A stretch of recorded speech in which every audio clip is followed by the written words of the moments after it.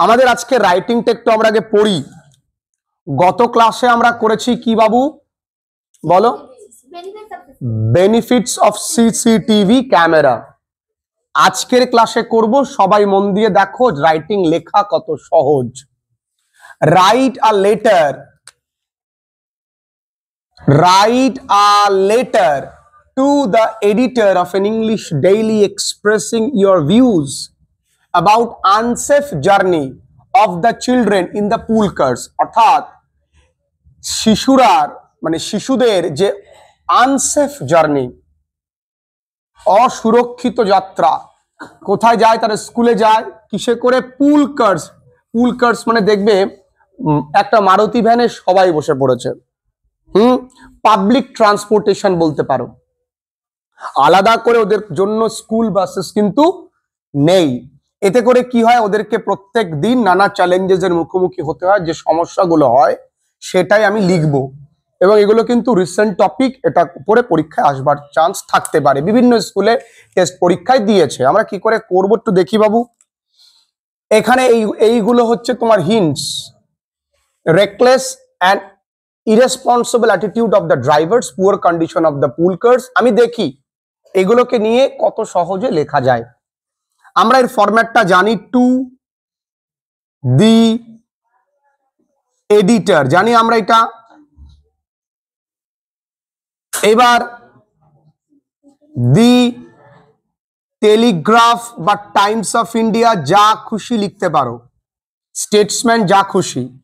এখানে দিল্লি লিখে একটা দেবে, একটা মোটামুটি এমন কিছু একটা দেবে, হলো। ঠিক নিচে সাবজেক্ট লিখবে, সুন্দর করে সাবজেক্ট লিখলে বা এমন চিহ্ন দিলে। সাবজেক্টটা কি? Unsafe journey of the children in the pool cars. About এর পরের অংশটুকু, ও বাবু খুব কঠিন। তাহলে অ্যাবাউট এর পরের অংশটুকু আনসেফ, ইউটা বড় হাতের, আনসেফ জার্নিটা যেটা বড় হাতের, হাতের লেখা স্পষ্ট করতে হবে। জার্নি আর্টিকেল প্রেপোজিশন ছোট হাতেরই থাকবে। দি তাহলে ছোট হাতের হবে, চিলড্রেনের সিটা বড় হাতের হবে। চিলড্রেন এখানেও ইন ছোট হাতের, দা ছোট হাতের, পুলটা বড় হাতের, পুল কার্স। চেষ্টা করবে এর তলায় একটা দাগ দিতে। ডিফারেন্ট কালি দিয়ে দাগ দিলে দেখতে ভালো লাগবে, তবে তোমরা কিন্তু লাল কালি ইউজ করবে না। বলেছি পুরোটাই কিন্তু ডেকোরেশনের ব্যাপার, যেন দেখতে ভালো লাগে। এবার এখানে আমরা এই কোনায় লিখতে পারি স্যার, তাই তো? একটা কমন প্যারা তো রয়েছেই, কি? আই শ্যাল বি হাইলি, এটা কমন প্যারা না? মুখস্থ করার মতন একটা প্যারা। অবলাইজড ইফ ইউ, যদি আপনি, দয়া করে, কাইন্ডলি, একটি লাও আমাকে দেন, তাহলে এ লাও, লাও মি মানে অনুমতি দেন। ইন দি কলাম, আচ্ছা তাহলে I shall be highly obliged if you kindly allow me a little space, তাই না? এখানে লিখতে হবে a little space, a little space in the column, বানান বলো, column of your esteemed daily to, so that লিখলাম না, to ventilate অথবা এক্সপ্রেস মাই, সহজে, concern about the unsafe journey, এই পুরো সাবজেক্টের অংশটা। তাহলে এটা তো সব জায়গায় লিখতে হবে, শুধু অ্যাবাউটের পরবর্তী অংশটা বদলাবে। এখানে আরো কিছু অ্যাড করা যায়। I shall be highly obliged if you kindly allow me a little space in the column of your esteemed daily to ventilate and express my concern as a responsible citizen. Responsible citizen. এই কথাটাও কিন্তু তুমি add করতে পারো, যে তুমি responsible বলেই তো তুমি এই কথাটা নিয়ে লিখছো, এগুলোকে অলংকার বলে। আমি অ্যাড করতেই পারি, অ্যাড না করলেও কোনো সমস্যা নেই। তাহলে এটা আমার কি একটা প্রথম প্যারা, বলতে পারো ইন্ট্রোডাক্টরি প্যারা। এবার মেন প্যারায় আসবো, কয়েকটা লাইন এই মেন প্যারায় তোমায় জুড়তে হয়, সুতরাং ভয় পাবার মতন কিছু নেই। এইখানে আমরা ভাবতে পারি আচ্ছা কি কি বলেছে, তার মানে তো শিশুদের সেফটি নিয়ে তো খেলা হচ্ছে, তাই না? আমি বলতে পারি the safety of the young lives, বা এখানে ইয়াং লাইভস এর পরিবর্তে ও যেটা বললো চিলড্রেন লেখাই যায়, চিলড্রেন লেখা যায়,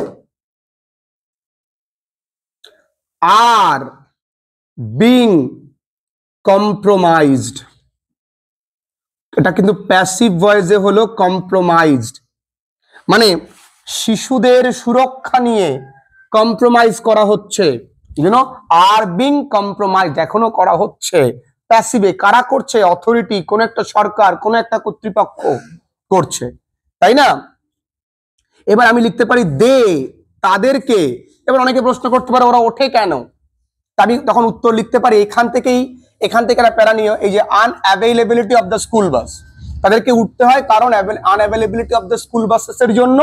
আমি লিখতে পারি দে হ্যাভ টু, তাদেরকে তে হয়, তাই না?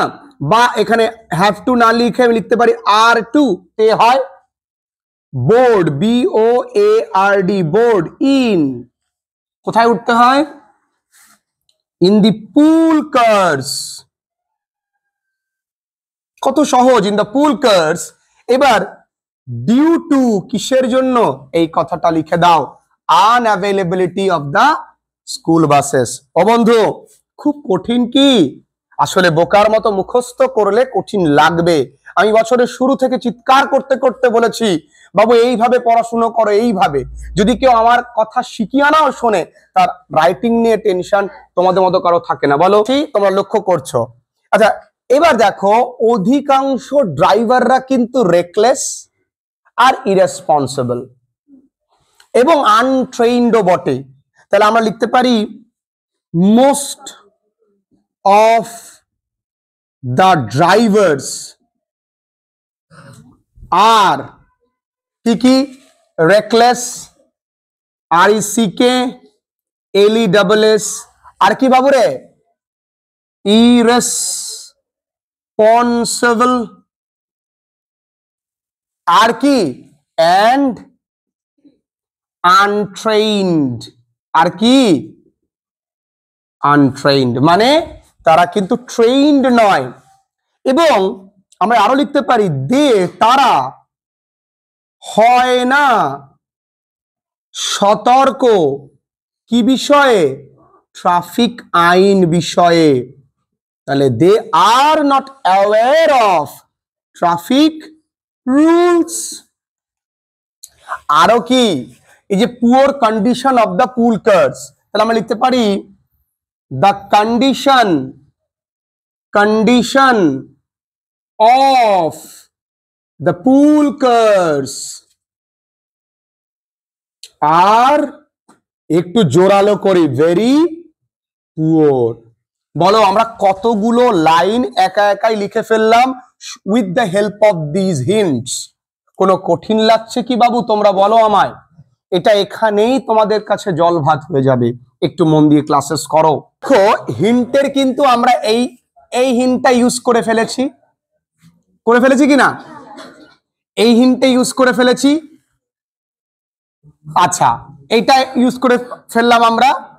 এবার excessive pressure of the students, এইটাকে আমরা এইভাবে লিখতে পারি, কত সহজ দেখি। এই লাইনটা একটু বড় হবে কিন্তু মানে আমি মনে করি লাইনটা সহজ। দেখি যদি বলি মেনি মানে অনেক, পুল কার্স ছাড়িয়ে ফেলে, মানে ছাড়িয়ে ফেলে মানে মাত্রা ছাড়িয়ে ফেলে, এক্সিড মাত্রা ছাড়িয়ে ফেলে কি, লিগ্যাল ক্যাপাসিটি। লিগ্যাল ক্যাপাসিটি অর্থ ক্যাপাসিটি বানান কি, ক্যাপাসিটি। এবার ব্যাপারটা কি, লিগ্যাল ক্যাপাসিটি কি, একটা অটোয় বসতে পারবে 10 জন, বসিয়েছে 15 জন, এটাকে লিগ্যাল ক্যাপাসিটি এক্সিড বলে। তাহলে many pool cars exceed legal capacity which, যেটা not only violates traffic regulation, এটা কিন্তু শুধুমাত্র ট্রাফিক আইনকে ভায়োলেট করে না, রেগুলেশন, ট্রাফিক রেগুলেশন, বুঝতে পারছো তো এটা রেগুলেশন, যে রেগুলেশন, বাট অলসো এন্ডেঞ্জার্স। এন্ডেঞ্জার্স মানে কি, বিপদে ফেলে, the lives of the, কাদের, শিশুদের, কখন, ইন কেস অফ, কখন বন্ধুরা, এই একটা লাইন অনেকগুলো কিছু বলে দেবে, in case of sudden breaking, তাই না, যদি হঠাৎ ব্রেক করতে হয় তাহলে কি হবে, তারা কিন্তু অ্যাক্সিডেন্ট করতে পারে, সাডেন ব্রেকিং। ওকে, আর কি, sudden braking or in accident, আর কি, অ্যাক্সিডেন্টে কিন্তু তাদেরকে ক্ষতিগ্রস্ত বা তাদেরকে বিপদের সম্মুখীন হতে হবে। এই তো, তাহলে এই কটা লাইন লিখলে যথেষ্ট। তাহলে এবার প্যারা চেঞ্জ করে কি লিখবো বলো, লাস্টের টুকু আমরা কি লিখি,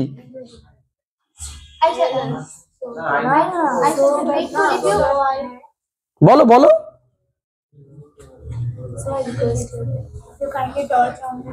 হ্যাঁ, so I request you to you to light on this serious issue, okay, to catch, কিসের জন্য, the concern of the government, the concern of the government। এবার একটুখানি তেল দেওয়া লাইন, a strong editorial, আপনার শক্তিশালী কলম থেকে, from your mighty pen will go a long way in solving this issue, in solving this issue। এবার শেষটুকু কি করে লিখতে হয় তোমরা জানো, অলরেডি তোমাদের পিডিএফ, টোটাল পিডিএফ প্রোভাইড করা হয়েছে, আবারও হবে, বহু লেখানো আছে, কারণ এই বছর কিন্তু ফর্মাল লেটার আসার চান্স প্রবল, তাই না। দেখো কত সহজে একটা এডিটোরিয়াল লেটার আমরা ডিজাইন করে ফেলেছি, আমি যে কটা রাইটিং লেখাবো এর বাইরে আসবে না, তবে হ্যাঁ বুঝতে হবে এই রাইটিং গুলো যদি ঘুরিয়ে দেয় যেন সেটাও আমরা লিখতে পারি, সেটার উপরেও আমরা জোর দেব। আচ্ছা বাবু, যদি একটা চেষ্টা করি আমরা 5 থেকে 10 মিনিটে এটাকে মেমোরাইজ করতে পারি কিনা, মেমোরাইজ করাটা অন্যায়ের নয়, অন্যায় কোনটা, যদি না বুঝে তুমি মুখস্থ করো, হেলতে দুলতে মুখস্থ করো, এখানে কঠিন কিছু আছে, একদম সহজ। আমরা এইভাবে প্রত্যেকটা রাইটিং কিন্তু চেষ্টা করব ধরে ধরে নেবার।